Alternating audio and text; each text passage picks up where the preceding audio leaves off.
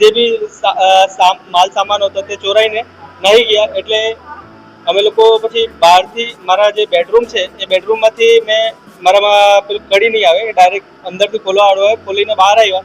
અને બહાર આવીને પછી ભાઈનો ખોલ્યું અને ભાઈ પછી બહાર આવ્યો તો પછી અમે લોકો ચોરને પકડવા માટે બહાર એટલે એ લોકો પછાડી ગયા.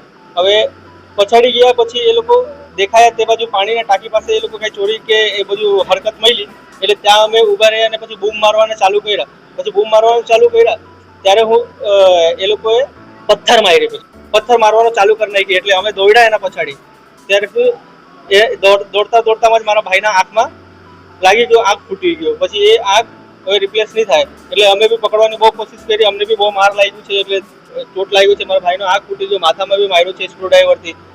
હવે પ્રશાસનને આ જ વિનંતી છે, પોલીસ પ્રશાસનને, કે ભાઈ આના પર કંઈ સખ્ત કડક પગલાં ભરો કે એ લોકોને, આવા ચોરટા લોકોના કે આવો ગુનાહગાર કહી શકીએ આપણે, કે એ લોકોને કડીથી કડી સજા મળવા જોઈએ.